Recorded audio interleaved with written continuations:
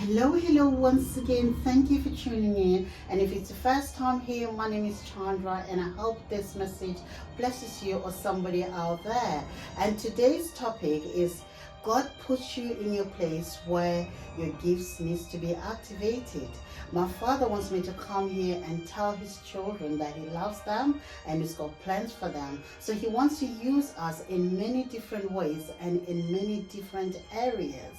Because God wants all his children to be able to spread the good news, set the captives free, and also to destroy the works of the enemy. So how my father does it, he will strategically put you in a place where you'll be fed spiritually and nourished, and also your gifts will get activated in that area or in that place. So before you could do that, he wants us to test the spirit first. So let's look at 1 John 4:11. It says to test the spirit, be led by the spirit, and then the secret things of God. So when you test the spirit, you are able to discern what is from God and what is not from God. And also when you learn the secret things of God, you get revelation and you learn to act accordingly. And you get to know when God speaks. You feel his presence when he's around you. You know when it's time to worship.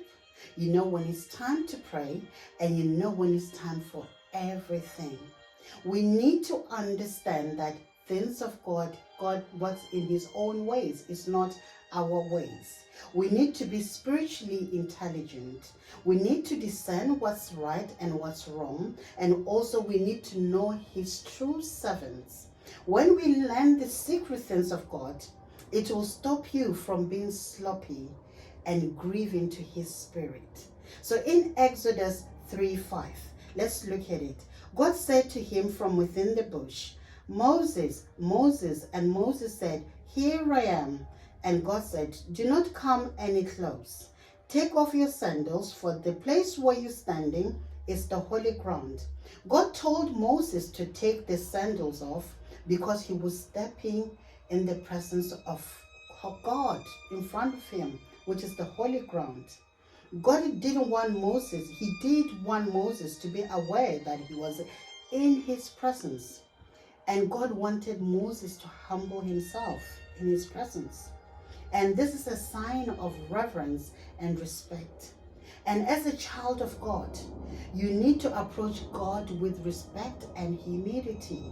And also we have to show, when we show respect and humility to God, it avoids all the casualness. It avoids all the rudeness. We have to know that he's mighty, he's big, and he's everything, people.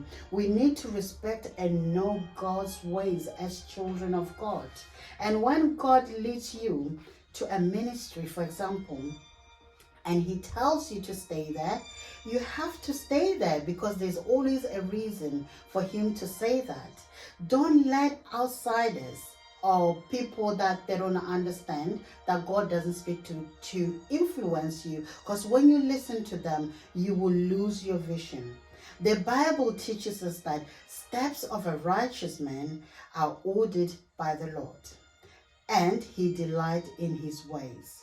God knows what he has ordered and what he's put in each and every one of us. And he knows also what he has put in his servants out there. And he knows where your help is going to come from, which most people are always confused. But the problem is, with all these people, we like comfort.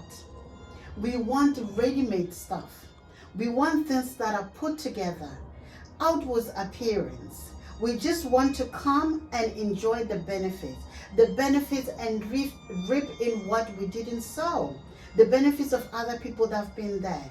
But my Father has created each and every one of us to be a solutionist, because when you're a solutionist, you help to build his temple or his house here on earth. God puts us in certain ministries so that we come to add and build and give ideas and contribute something towards those people, become problem solvers. A wealthy person, aka a producer, is a solutionist. When they see a problem, they solve it. They find a way to do that. But people who are consumers, when they see a problem, they complain. And that's why the world is full of consumers, not wealthy people. But my Father doesn't want that. God wants us to tap into our gift, get wiser, and tap into revelation.